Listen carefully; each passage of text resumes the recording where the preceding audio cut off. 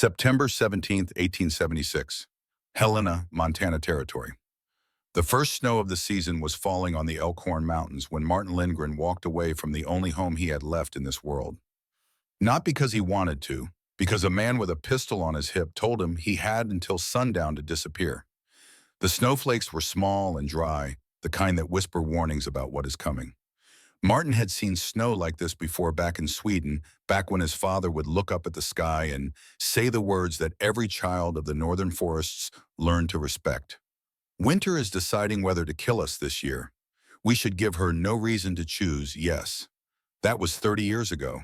Martin was a boy of 12, then running through pine forests that stretched to the edge of the world, learning secrets about wood and weather and survival that his father had learned from his father and his father before him. Now Martin was 42 years old, standing in the dirt road outside a cabin he had built with his own hands, holding 2 flour sacks of belongings, a splitting maul that had belonged to his father, and exactly $7 in coins hidden in the bottom of his boot. Everything else was gone. His wife Ellen dead 2 years now from the scarlet fever that swept through Minnesota like a biblical plague. His sons Thomas and little Peter buried beside her in graves he had dug himself in frozen ground, while his hands bled and his heart turned to stone. And now the cabin, the land, the animals, the tools, all of it claimed by a man named Richard Holt, who had married Ellen's sister Sarah 3 weeks after Edward died. Edward was Martin's brother-in-law, the man who had invited Martin to come to Montana after the funerals, who had said there was room on his land for a man willing to work hard. Edward had been good to Martin, but Edward was dead now, too killed by infection from a horse kick that should not have been fatal, and his widow Sarah had found a new husband faster than anyone thought proper. Richard Holt stood on the porch with his hand resting on his pistol, not quite threatening, but not quite neutral either. He was a merchant from Virginia City, a man who had made money selling supplies to miners at prices that made honest men curse. He had soft hands and hard eyes, and the particular kind of confidence that comes from never having lost anything important. "You have no claim here," Holt said. "This land belongs to my wife now, and my wife wants you gone." Martin looked past Holt to where Sarah stood in the doorway, half hidden in shadow. She was Ellen's sister. She had sat beside Ellen's deathbed and held her hand as she died. She had helped Martin dig the small graves for Thomas and Peter when Martin was too broken to hold a shovel steady. She had cried at those funerals like her heart was breaking. Now she would not meet his eyes. Martin understood something then that he had been too grief-stricken to see clearly before. Sarah had always resented Ellen, resented her for marrying first, for having children, first for being the sister that their mother loved best. When Ellen died, some part of Sarah had felt relief, and now that relief had curdled into something uglier, a desire to erase every reminder that Ellen had ever existed. Martin was the last reminder. He did not argue. He did not plead. He had learned long ago that some battles cannot be won with words, and some people cannot be reached with reason. He simply nodded once, turned his back on the cabin he had built, and began walking south toward Helena. The snow kept falling light and dry, whispering its warnings.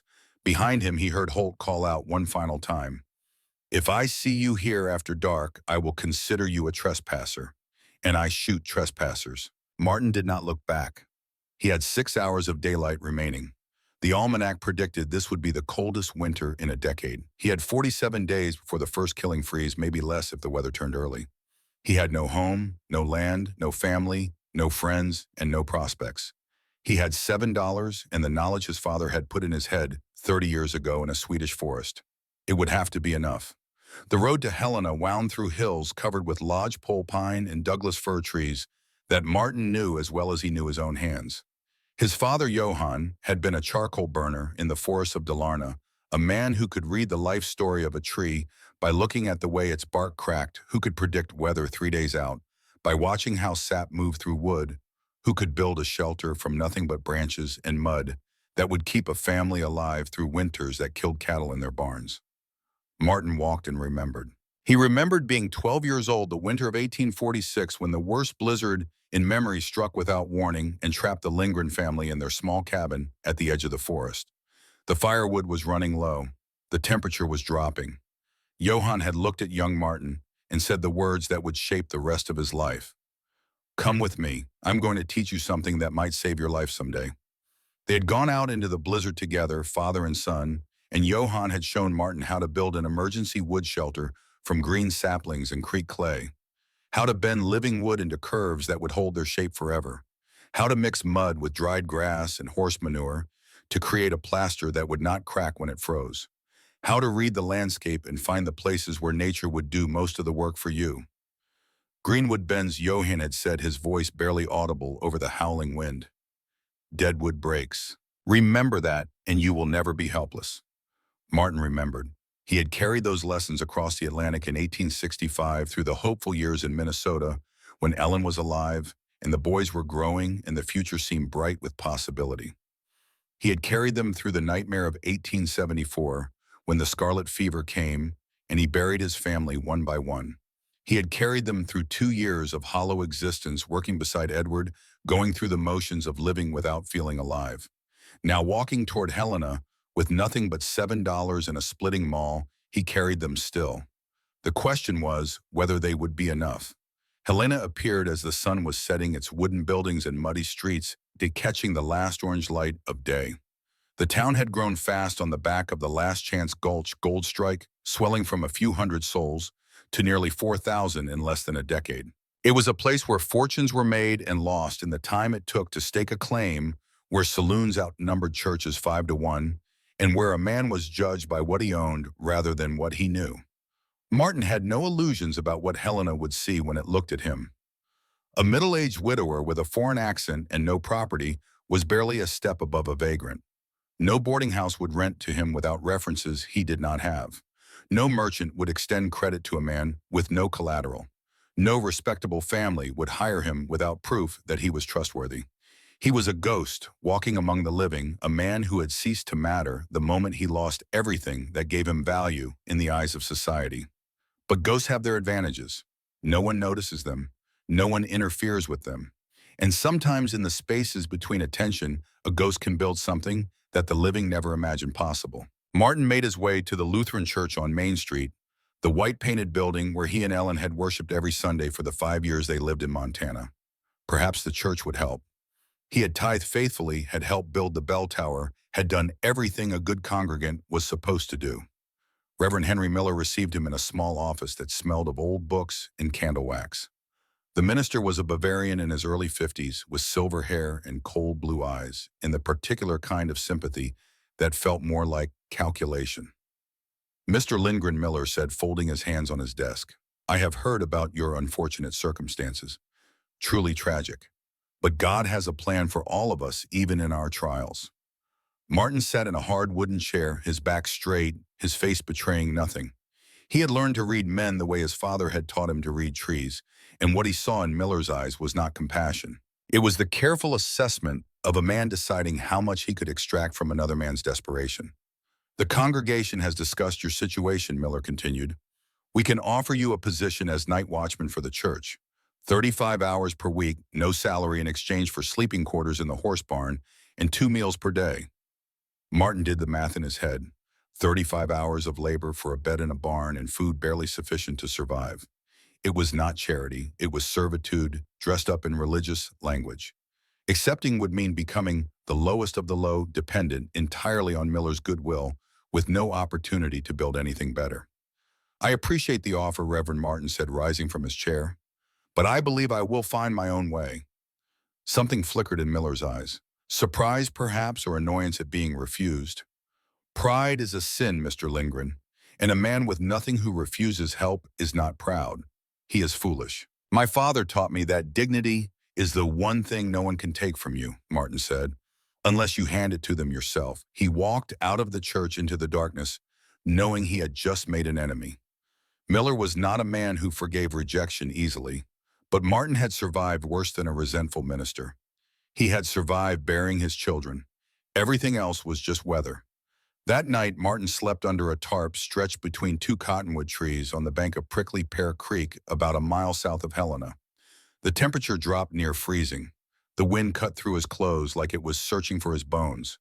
Coyotes argued in the distance, their voices rising and falling in the darkness. He did not sleep well, but he did not expect to.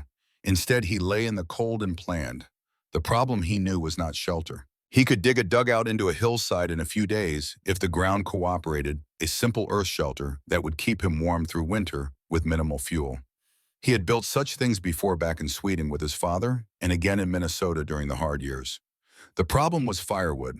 A Montana winter required at least 4 cords of split wood for a single person in a small space. That wood had to stay absolutely dry, or it would smoke instead of burn. And smoke in a confined space meant death. Martin had seen it happen. The Olsen family and 1874 Norwegian immigrants who had arrived unprepared and burned wet wood in a poorly ventilated cabin. The smoke had killed all 5 of them in their sleep, their faces peaceful as if they were only dreaming. Martin would not die like that. The conventional solution was a woodshed, an 8 by 12 structure of milled lumber tin roof, raised floor. Costs ran between $30 and $40 in materials alone, not counting labor. Martin had $7.47 days before the first killing freeze. He needed another way. At dawn, he rose and began walking south along the creek, searching for something specific. His father had taught him that the best building sites were the ones where nature had already done most of the work, where the landscape itself provided shelter from wind and snow, where water and clay and wood were close at hand. After 2 hours, he found it. The canyon narrowed here, and the north-facing slope turned steep enough that snow would slide rather than accumulate. An old rock slide had created a natural alcove, semicircular, perhaps 11 feet across, cut back into the hillside about 6 feet. The exposed rock face curved like the inside of a barrel, smooth and solid, shaped by centuries of water and ice. Martin stood in the alcove and studied it with the eye of a man who had been taught to see what others missed. If he could figure out how to close the front without spending money, he did not have the hillside itself would shed snow and rain. The rock would hold heat from any fire built nearby. And the elevation put it above the floodplain that turned prickly Pear Creek into a torrent every spring. 200 yards downstream, he could see the staging area for the Helena Lumber Company. 4 men were working there loading logs onto wagons, and he could feel their curious stares even at this distance. They would be wondering what a lone man was doing examining a rock slide like it held the secrets of the universe. Let them wonder. Martin had work to do. He needed to borrow a saw. There was an old miner living in a shack near the creek, a man named Tom McAllister, who people called Old Tom. Martin had heard of him during his years in Montana, a legend among the prospectors who had survived the 3 worst winters in territorial history. If anyone would understand what Martin was trying to do, it would be Old Tom. The shack was small and weathered, built from logs that had turned silver with age. Smoke rose from a crooked chimney. Martin knocked on the door and waited. The man who answered was perhaps 72, with white hair and clouded eyes and hands that still looked strong despite the tremor of age. He studied Martin for a long moment without speaking. "Who are you and what do you want?" Old Tom finally said. It was not a question so much as a demand. "Martin Lindgren, I need to borrow a saw. For what purpose? To cut saplings, cottonwood and willow." Old Tom's eyes narrowed. "For what purpose?" he repeated. "To bend them, to build a shelter for firewood." Something changed in the old man's expression. A light of recognition, perhaps, or the spark of curiosity that comes from meeting someone who knows things that most people have forgotten. "You are Swedish," Old Tom said. "From the forest country, Dalarna." "My father was a charcoal burner." Old Tom nodded slowly as if Martin had just confirmed something important. "Come inside. There are things you should know before you start building anything in that canyon." The inside of the shack was warm and cluttered, filled with the accumulated possessions of a man who had spent 50 years in the wilderness. Old Tom poured 2 cups of coffee from a pot on the stove and sat down across from Martin at a rough wooden table. "You picked a dangerous place to build," the old man said. "Do you know who owns the timber rights on that section of the creek?" Martin shook his head. "Silas Whitmore, Helena Lumber Company. He is not a man who likes competition." "I am not competing with anyone. I just need somewhere to store firewood." Old Tom laughed, a dry sound like dead leaves rustling. "That is not how Whitmore sees it. He has been buying up land along Prickly Pear Creek for 3 years now. Not for the timber, for the water rights. Whoever controls the water in Montana controls everything. The mines, the farms, the towns, everything." Martin processed this information slowly. "Why are you telling me this?" Because Whitmore has pushed 3 families off that creek in the last 2 years. People who would not sell who suddenly had accidents. Barns burning, wells poisoned, cattle dying for no reason. No one could prove anything, but everyone knows. And you think he will come after me? Old Tom leaned forward, his clouded eyes suddenly sharp. I think you remind me of someone I knew a long time ago. A Norwegian logger who taught me that money does not always win. That a man who knows the old ways can survive things that would kill everyone else. He died in the winter of '62, but not because of the cold. Because Whitmore's father wanted his land. The old man reached behind him and pulled a bucksaw from a hook on the wall. He handed it to Martin. Take this. Return it when you are finished. And be careful. Whitmore is watching that canyon. The moment you start building something, he will know. Martin took the saw. Why are you helping me? Old Tom smiled, showing gaps where teeth had once been. Because I am 72 years old and I have nothing left to lose. And because I want to see if the old ways still work. If a man with nothing but knowledge can beat a man with nothing but money. He paused, and when he spoke again, his voice was softer. And because you have the same look in your eyes that I had after my wife died, the look of a man who is not sure if he wants to live or die, I am curious to see which one you choose. Martin spent the rest of that day cutting saplings. He worked systematically, selecting each one with care. Cottonwood and willow from the creek bottom, young trees no more than 4 inches in diameter, green enough to bend without breaking. 12 saplings each about 14 feet long and as thick as his wrist. The technique was one his father had shown him that desperate winter in Sweden. You drove 2 stakes into the ground at the opening of your shelter exactly as far apart as you wanted your structure to be wide. Then you took a green sapling, buried one end 18 inches deep on one side, bent it overhead in a smooth arc, and anchored the other end on the opposite side. The sapling formed a perfect semicircle like the rib cage of some great beast, like the frame of a covered wagon. You repeated this every 16 inches until you had a skeleton of curved wood that would support whatever covering you chose to put over it. By late afternoon, Martin had erected all 12 arches, creating a framework that looked like the entrance to a tunnel cut into the hillside. People were watching him now. The lumber company workers had stopped their labor to stare. A few miners had wandered up from claims downstream, curious about what the crazy Swede was building. Martin ignored them all. He had 45 days left before the killing freeze, and he had barely begun. It was nearly sunset when Thomas Brennan appeared. Brennan was a man in his mid-40s, broad-shouldered and with hands roughened by years of hard labor, and a face weathered by Montana wind.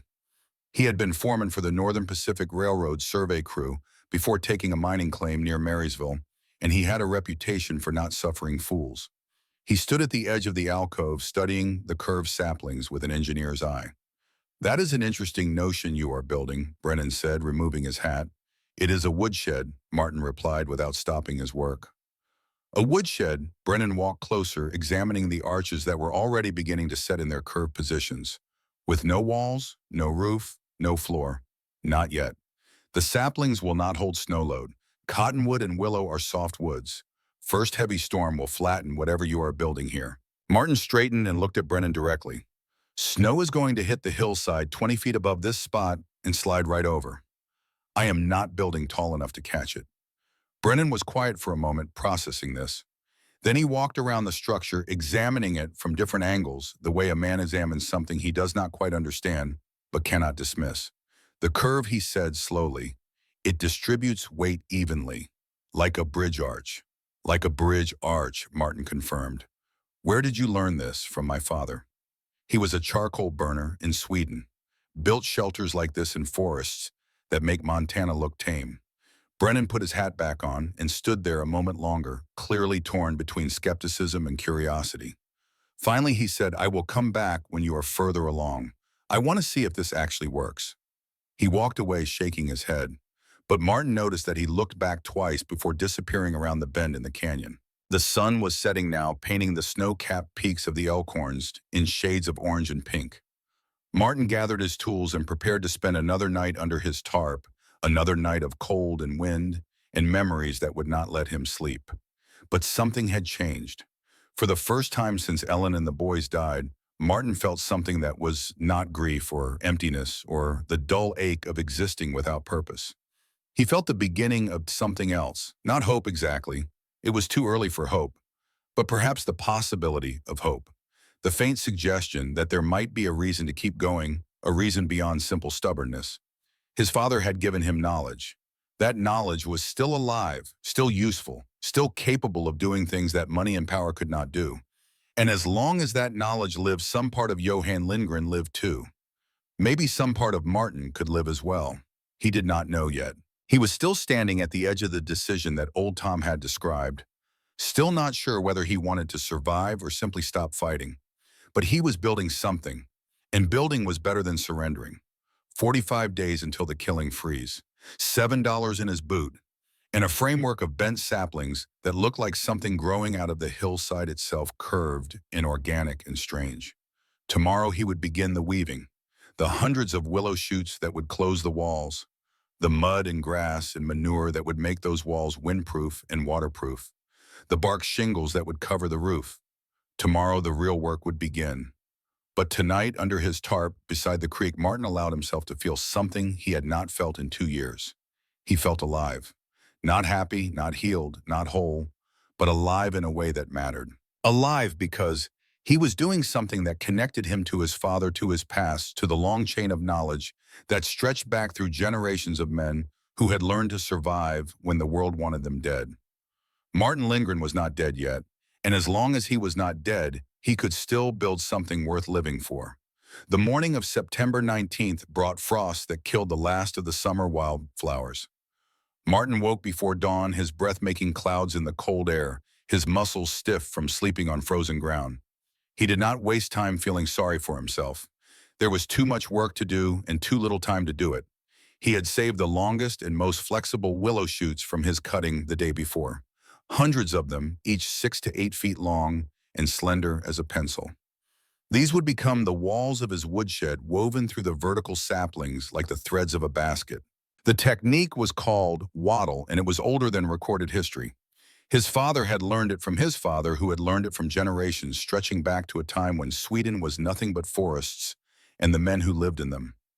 You started at ground level and worked your way up, threading each willow shoot horizontally through the arched saplings. Over, under, pull tight before moving to the next strand. Build layer upon layer until the wall was dense enough to block wind, but open enough to let moisture escape. It was simple in concept and brutal in execution. By noon, Martin's fingers were bleeding from pulling willow shoots tight. By sunset, his shoulders screamed from the constant reaching and weaving. But when he stepped back to look at what he had accomplished, he saw 3 feet of lattice wall curving smoothly from the rock face on both sides, gradually closing the opening of the alcove.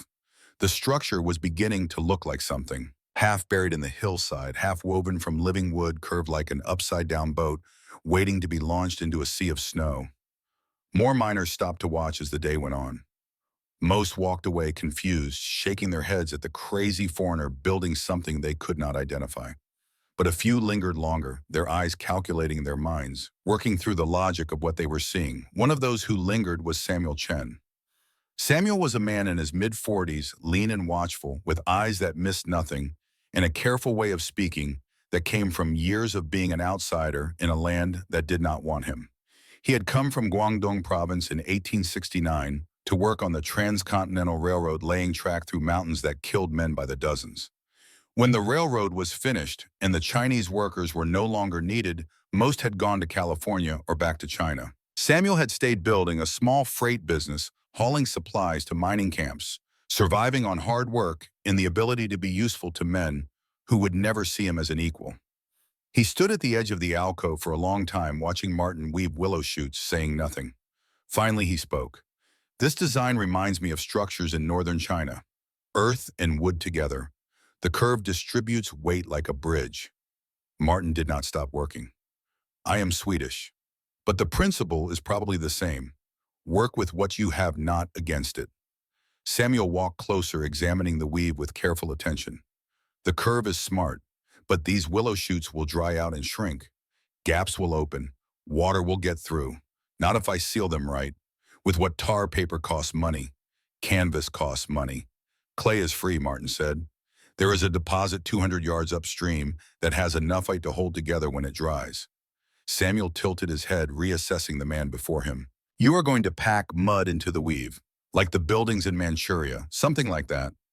Mix it with enough dried grass and horse manure, and it will not crack when it freezes. For the first time, Samuel smiled.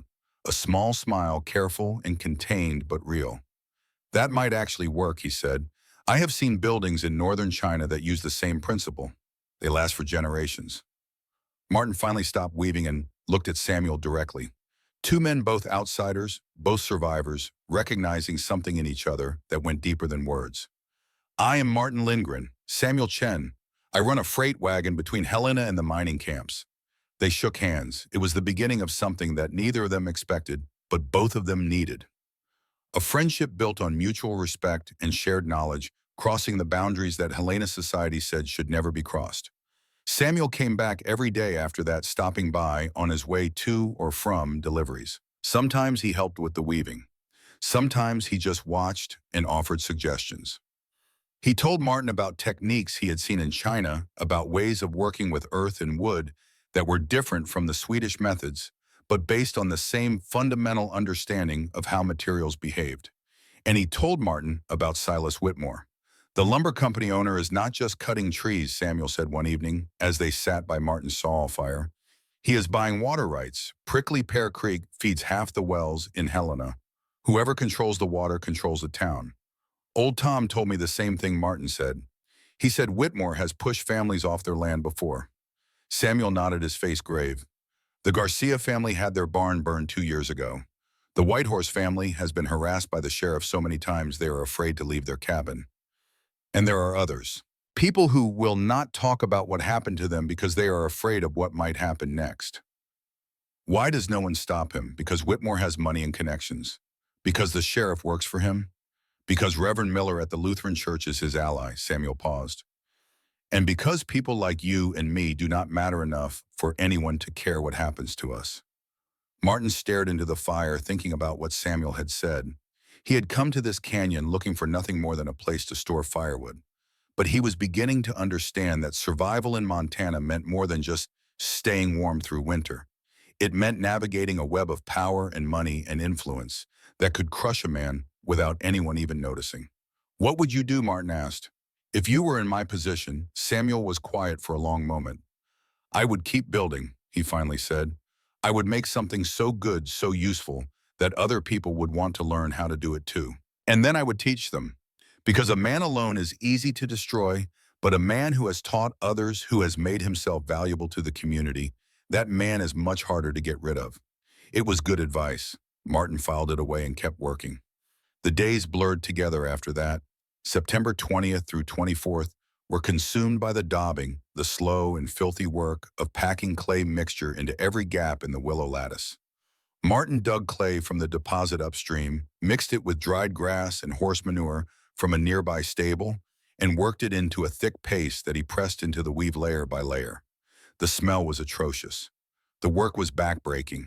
His shoulders screamed, and his hands cracked and bled from the constant contact with wet clay.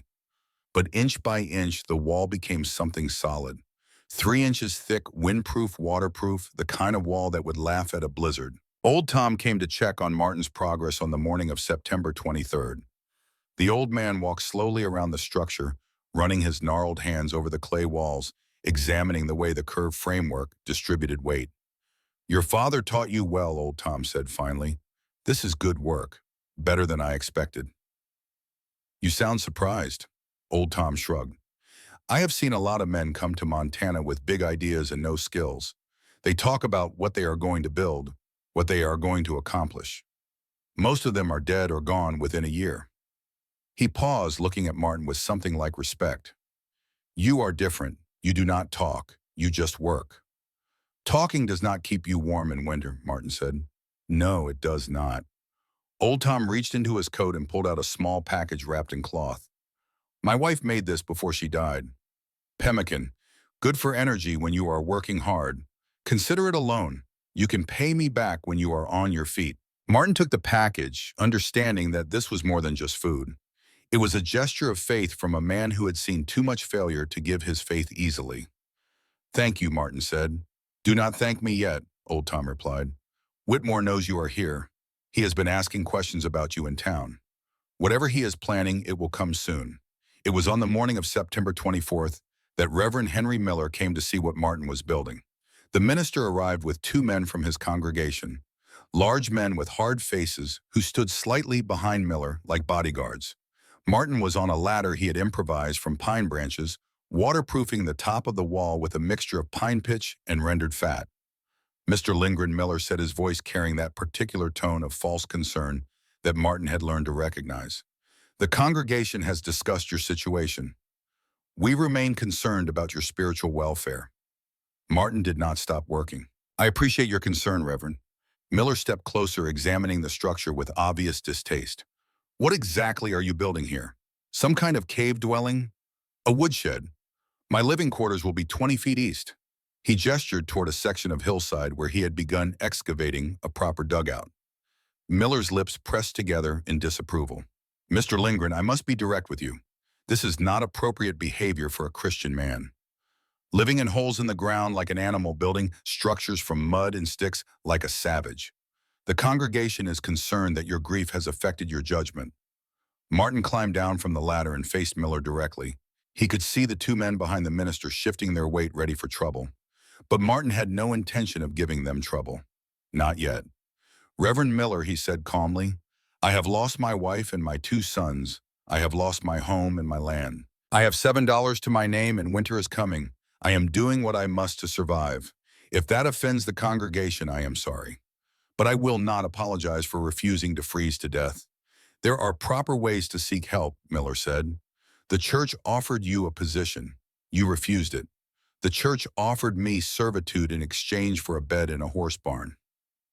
That is not help. That is charity designed to keep a man dependent and grateful. Miller's face reddened. Pride is a sin, Mr. Lindgren. So is using religion to control people, Martin replied. So is allying yourself with men like Silas Whitmore, who burned barns and poisoned wells to steal land from honest families. The silence that followed was absolute. Miller's face went from red to white. The two men behind him exchanged glances, clearly surprised that Martin knew about the connection between the minister and the lumber company owner. I do not know what you are talking about, Miller said, but his voice had lost its confident edge. Of course you do not, Martin said, and I am sure the congregation does not know either. Yet, Miller stared at Martin for a long moment, recalculating. When he spoke again, his voice was low and cold. You are making a dangerous mistake, Mr. Lindgren. Silas Whitmore is a powerful man with many friends, and you have no one. I have the truth, Martin said, and I have skills that your powerful friend cannot buy or burn or steal. Now, if you will excuse me, I have work to do. He turned his back on Miller and climbed back up his improvised ladder. After a moment, he heard footsteps retreating, heard Miller's voice giving low instructions to his companions, but he did not look back. There was nothing to be gained by watching his enemies leave. That night, Samuel came by with news. Whitmore knows about you now. Miller went straight to him after leaving here. They are planning something. Let them plan, Martin said. I will keep building. You should be careful. These men have destroyed people who had more than you have. Martin looked up at the framework of his woodshed, silvery in the moonlight, the curved arches reaching toward the stars like the ribs of some great sleeping creature. Then I will have to make sure I am harder to destroy than they expect. The roof was the most challenging part of the construction, and Martin spent September 25th and 26th solving the problem. He could not afford milled lumber. He could not afford tin. He could not afford cedar shakes. But the ponderosa pines on the ridge above his site had thick plate-like bark that peeled off in sections 2 feet long and 14 inches wide. The bark was waterproof, durable, and free for the taking. Martin climbed trees until his hands were sticky with pitch, collecting 73 pieces of bark over 2 days. Then he overlapped them like roof tiles over the arched framework, securing each piece with bent willow pins. The bark shingles followed the curve of the structure, perfectly creating a surface that would shed rain and snow like the back of a duck. It was on September 27th, while Martin was finishing the roof, that Silas Whitmore came to see him personally. Whitmore arrived on horseback, a large man in an expensive leather coat and a wide-brimmed hat. He had the look of someone accustomed to being obeyed, the kind of man who measured other men by how quickly they lowered their eyes. Martin did not lower his eyes. So you are the Swede everyone is talking about, Whitmore said, not bothering to dismount. The one building something out of sticks and mud on my land. This is public land, Martin replied, and I am only using saplings that have no commercial value. Cottonwood and willow. Your company does not want them. Whitmore smiled, but there was no warmth in it. Everything in this canyon has value to me, Mr. Lindgren. The trees, the water, the land itself, and the people who think they can use it without my permission. I was not aware I needed your permission to survive. Whitmore leaned forward in his saddle, his eyes narrowing. I know who you are, the widower who lost everything, the man who Richard Holt threw out like garbage. He paused, letting the words sink in. I also know that you have been talking to old Tom McAllister and to that Chinese freight hauler, asking questions about me, spreading rumors. I have not spread anything, Martin said. The truth spreads itself. For a long moment, Whitmore said nothing. He just stared at Martin with the calculating gaze of a predator, deciding whether its prey was worth the effort of killing. Let me be clear, Whitmore finally said. You can stay here and play with your sticks and mud. I do not care. But if you interfere with my business, if you encourage others to resist me, if you become a problem that I have to solve, then I will solve you. Do you understand? I understand that you are a man who is used to getting what he wants, Martin said. And I understand that you are not used to people who are not afraid of you. Whitmore's face hardened. Everyone is afraid of me, Mr. Lindgren. Some of them just have not realized it yet. He turned his horse and rode away without another word. Martin watched him go, feeling the weight of the threat settling on his shoulders like a physical burden. But he did not stop working. There were only 20 days left before the killing freeze, and fear was a luxury he could not afford. The woodshed was functionally complete by September 28th. 11 feet wide, 6 feet deep, where it met the rock face 7 feet high at the center of the arch. Total interior space of approximately 66 square feet. The curved walls and roof created a self-supporting dome that required no internal posts or beams. Air could circulate through small vent gaps near the top of the walls, preventing condensation and mold while still blocking wind and rain. Martin had spent $5 of his $7. Nails had cost 60 cents. Rendered tallow for waterproofing had cost 40 cents. 2 yards of burlap for the door covering had cost 30 cents. He had traded his father's pocket watch for a small sheet metal stove missing one leg, which he propped up with rocks. The remaining $2 would buy enough cornmeal and beans to survive October if he ate light and supplemented with whatever he could forage or trap. Now came the test. He spent the next 3 days cutting and splitting firewood. Lodgepole pine mostly, which grew thick in the drainages above the creek and burned clean if properly seasoned. He worked from dawn until dark, splitting rounds with his maul until his palms blistered and bled and then calloused over. Each piece was stacked inside the arched shelter in a careful pattern. Larger logs on the bottom for stability, smaller splits on top for airflow. Everything tilted slightly so moisture would drain. By October 1st, he had 3.5 cords stacked to the ceiling with just enough room to squeeze inside and grab what he needed. The first real storm hit on October 3rd. Not snow yet, but cold rain that fell for 36 hours straight and turned prickly Pear Creek into a churning brown torrent. The temperature dropped to 34 degrees. Winds gusted to 40 miles per hour. Martin sat in his half-finished dugout, still just a hole in the ground with a tarp over it, and watched water pour off the hillside above his woodshed. His heart was pounding. This was the moment of truth. Either his design worked or it did not. Either his father's knowledge was worth something, or it was just the memory of a dead man in a country that no longer existed. Every drop of rain hit the bark roof and ran off. The curved shape channeled everything to the sides away from the entrance. Not a single leak. Not one drop penetrated the clay-daubed walls. When the storm cleared on the morning of October 5th, Martin opened the burlap door and checked the firewood. It was bone dry. He pulled out a split log from the middle of the stack and examined it closely. The moisture content felt exactly the same as before the rain, maybe 14%. Perfect for burning. No mold, no dampness, no water stains. His father's knowledge had held. Thomas Brennan showed up that afternoon, his expression somewhere between disbelief and admiration. "Mr. Lindgren," he said, removing his hat, "I owe you an apology." Martin was digging out his dugout, throwing shovel after shovel of dirt onto a pile that would eventually become his earthen roof. For what, Mr. Brennan? For assuming you did not know what you were doing, Brennan gestured at the woodshed. I inspected it after the storm. That is solid work. Better than solid. That is smart work. Thank you. How much did the whole thing cost you? Martin leaned on his shovel and did the math. Let me see. Nails, tallow, burlap, and the food I have eaten while building it. About $6.20 last I calculated. Brennan stared at him. I spent $38 on my woodshed last year. Milled lumber, tin roof, raised floor. Yours is better. Yours is probably prettier. Pretty does not matter when you are trying not to freeze, Brennan said. He paused, and when he spoke again, his voice was different, more thoughtful. Do you mind if I bring some people by?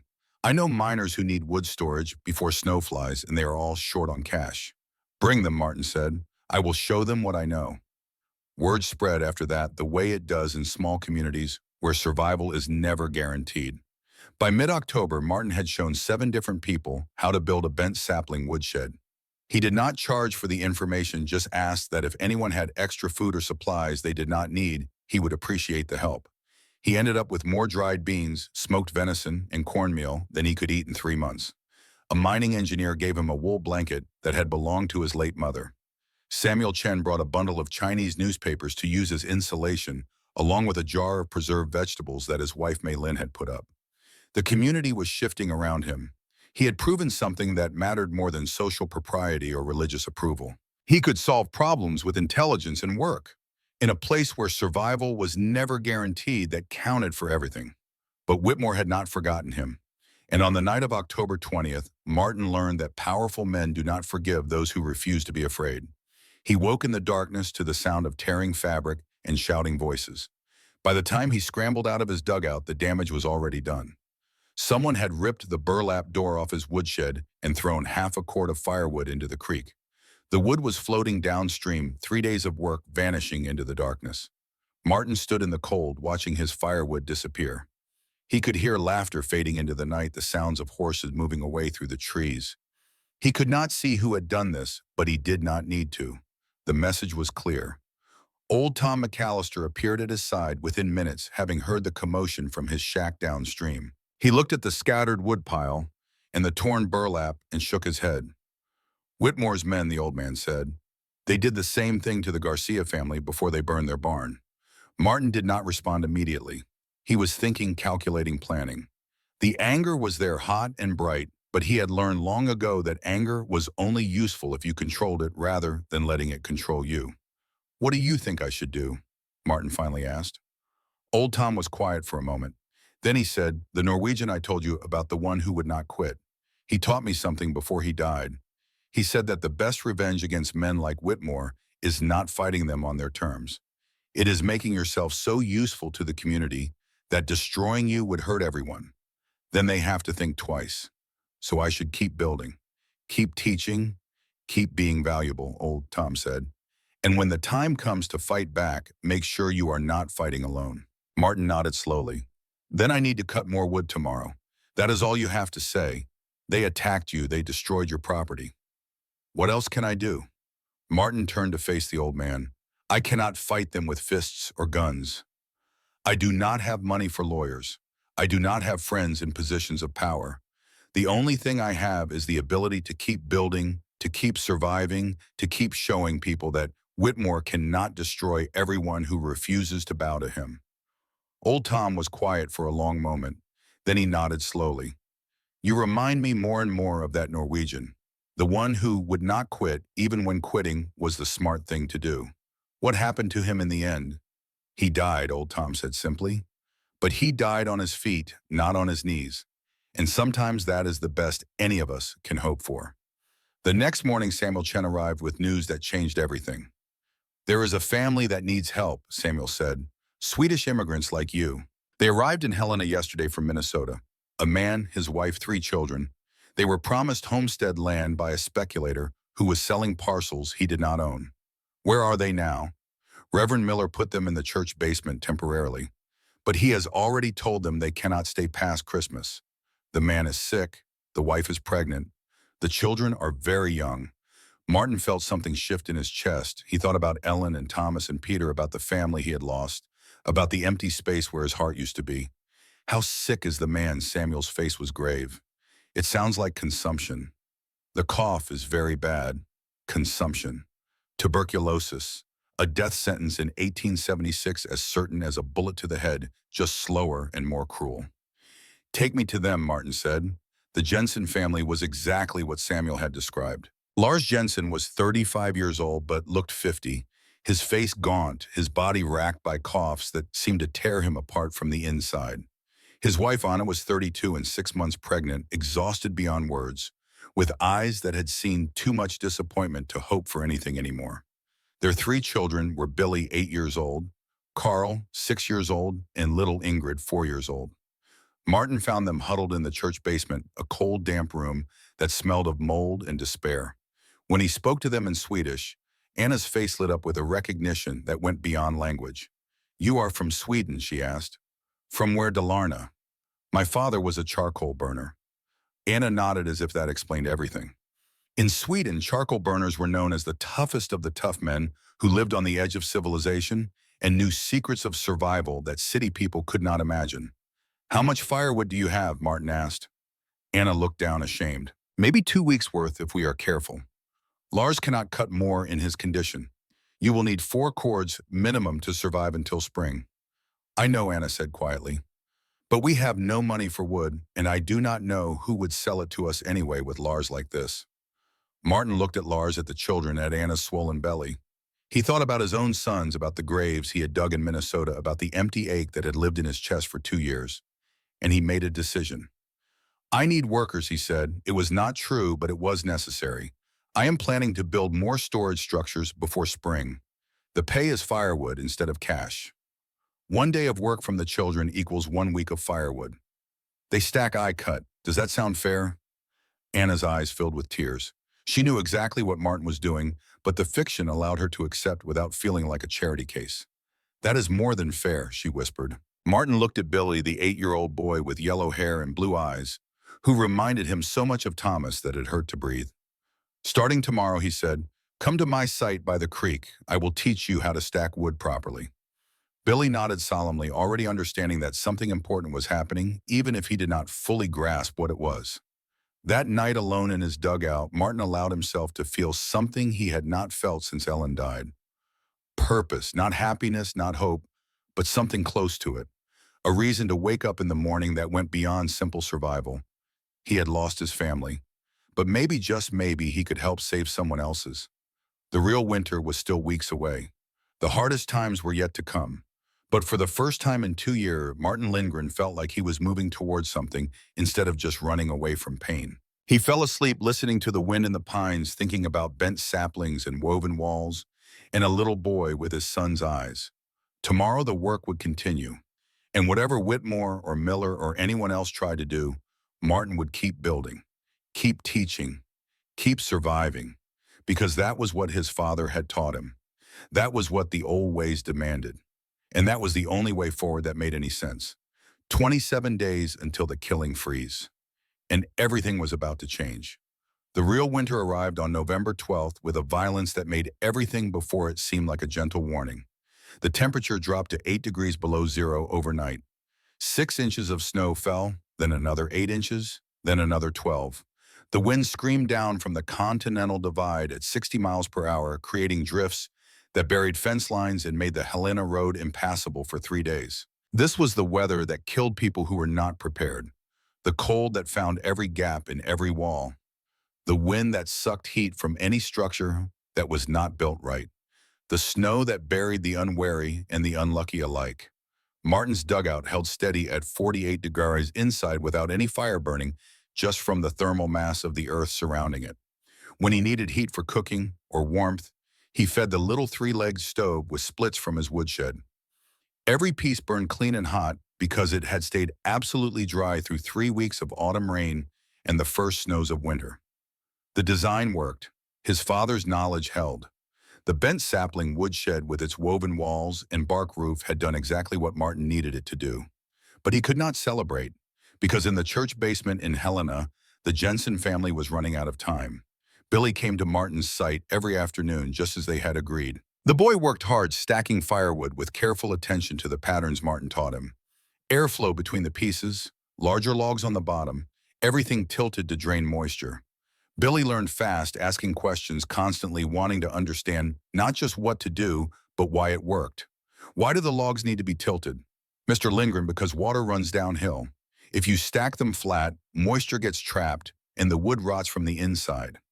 Why does the woodshed have a curved roof instead of a flat one?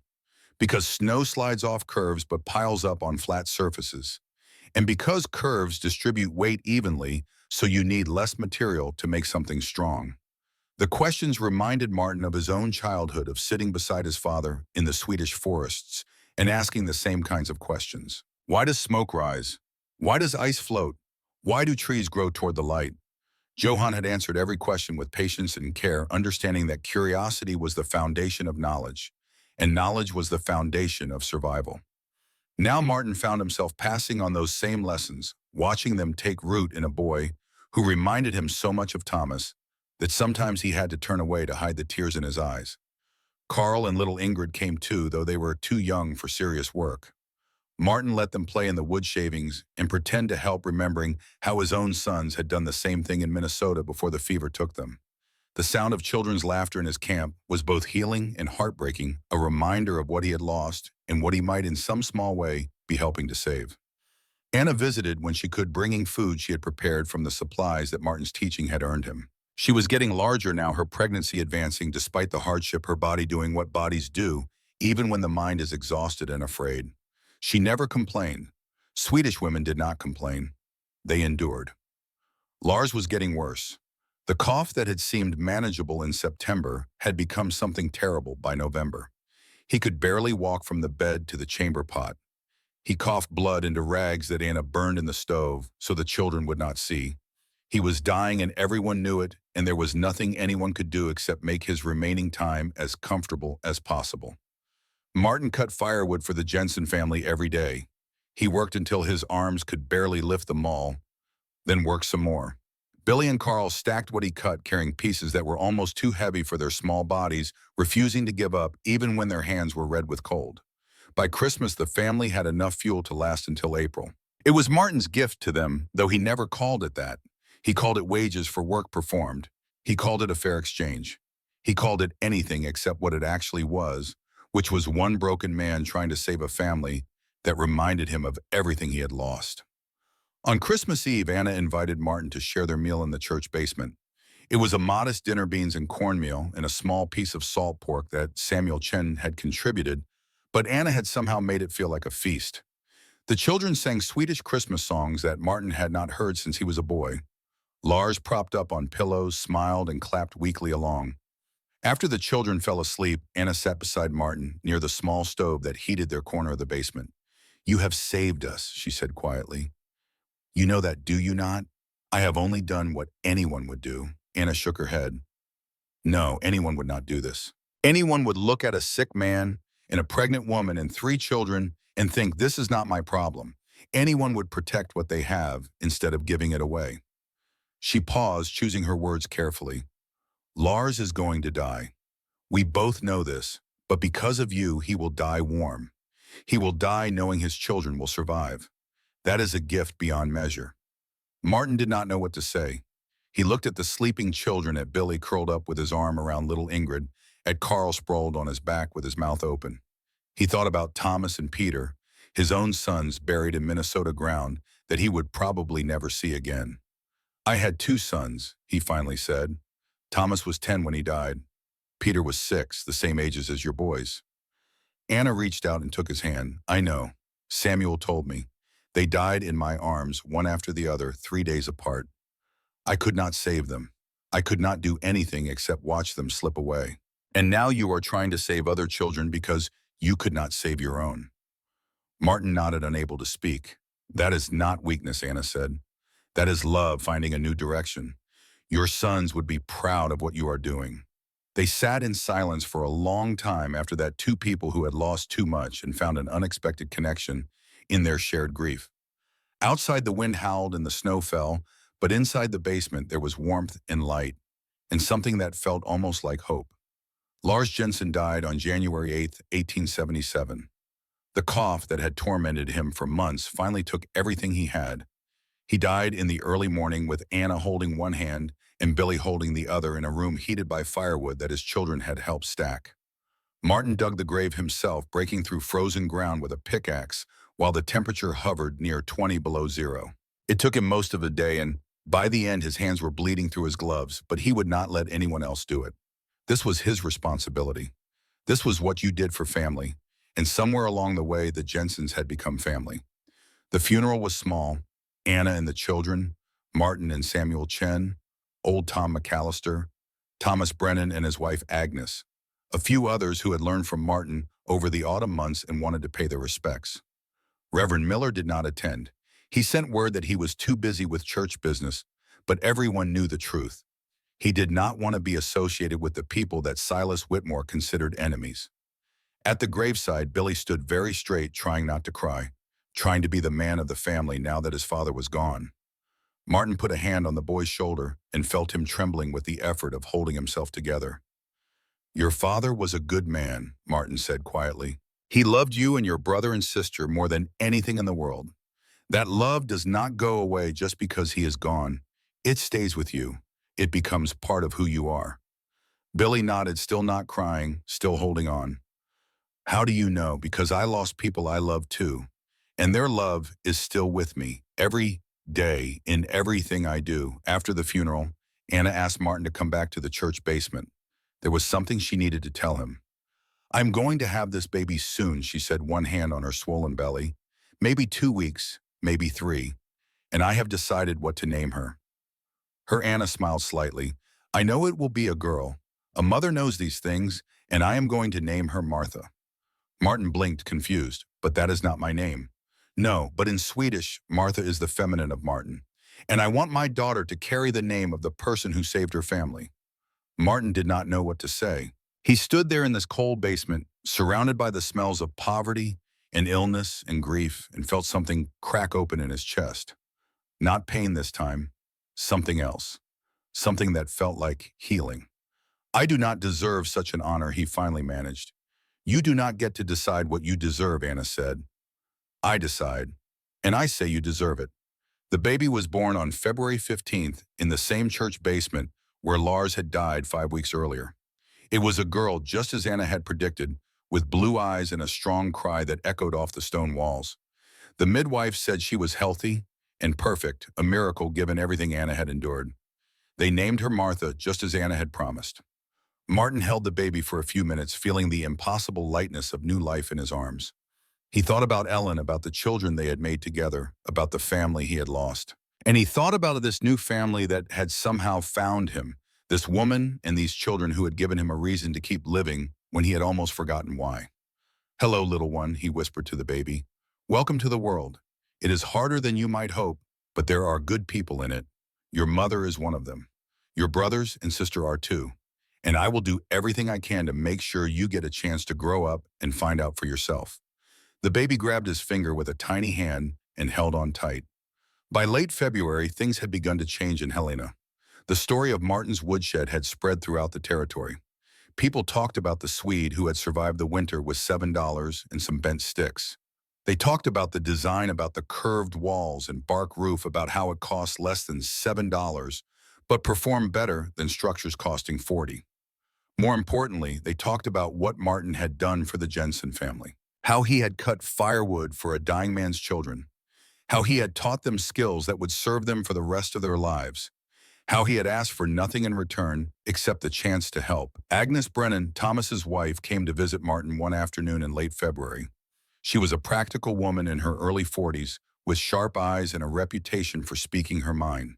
She had watched the events of the winter unfold from a distance, and now she had something to say. "Mr. Lindgren," she said, "I have been talking to the other women in town, the wives of the men you have taught, the mothers of the children who have learned from you. We have been discussing what should be done about Silas Whitmore." Martin looked at her with surprise. "What can be done? He has money and power and the sheriff in his pocket."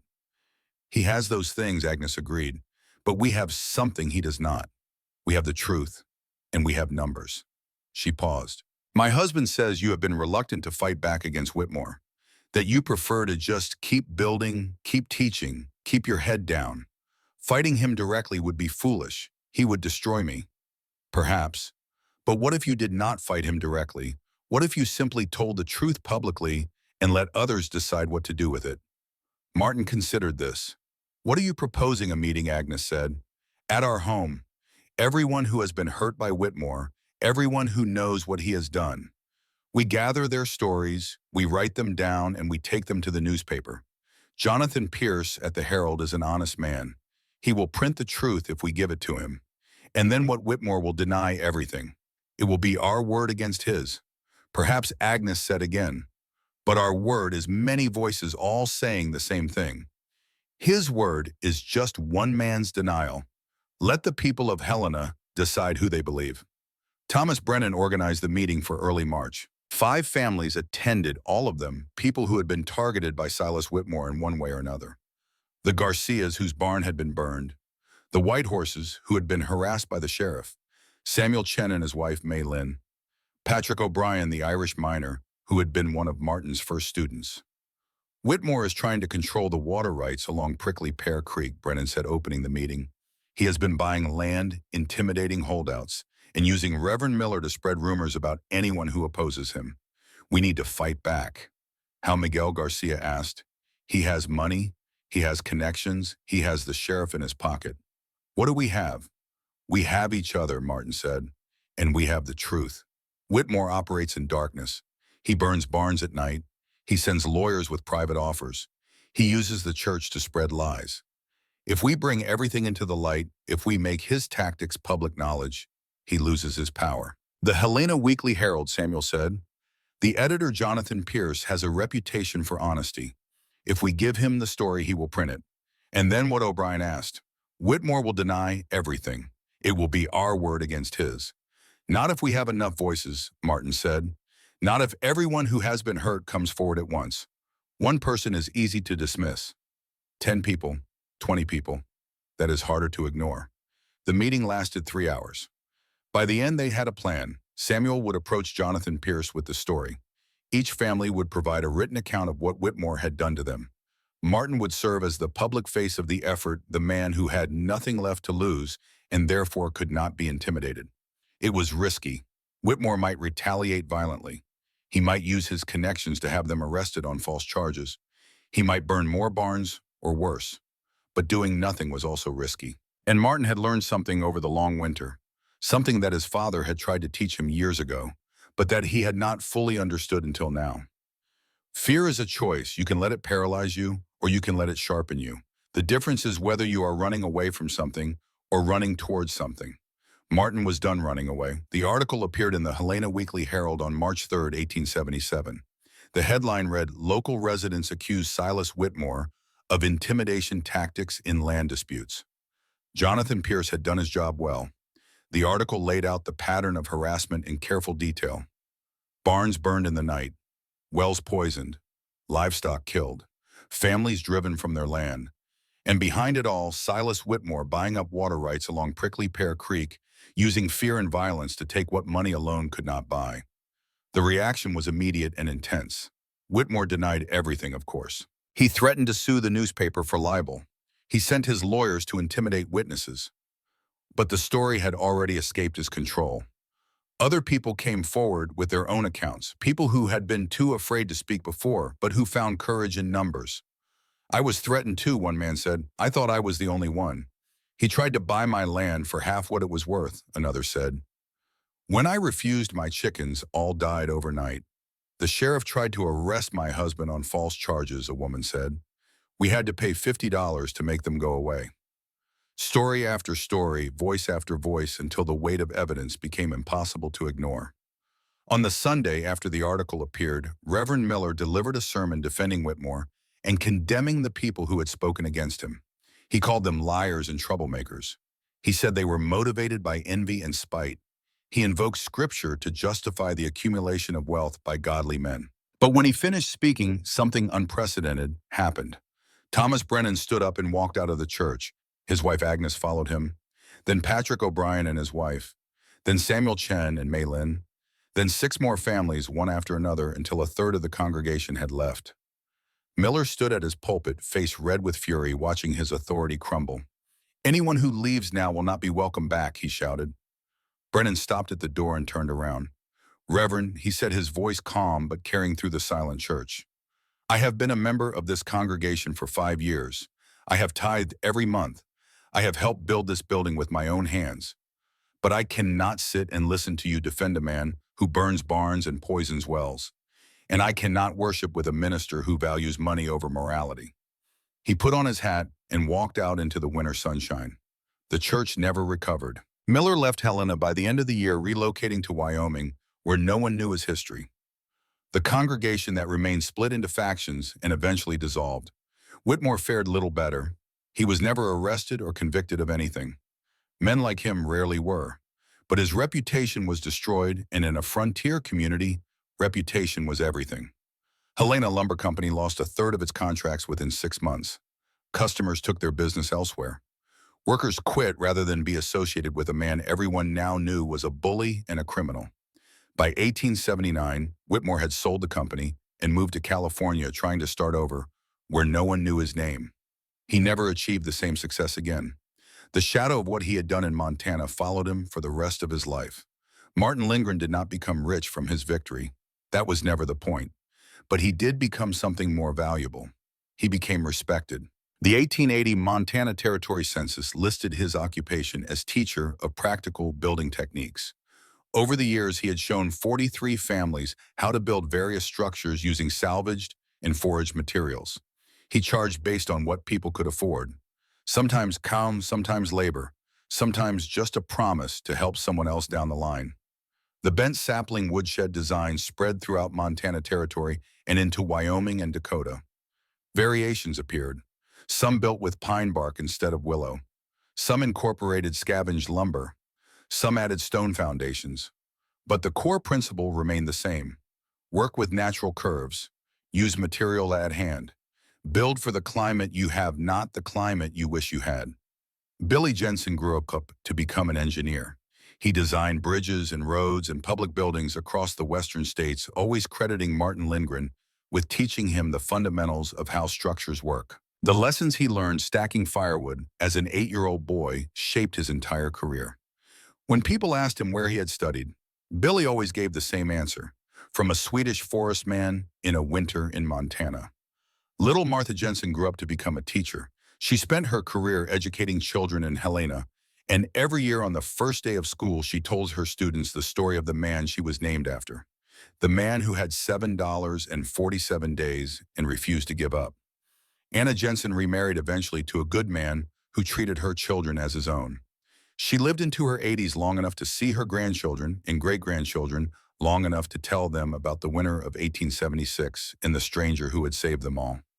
Martin himself died in 1903 at the age of 68.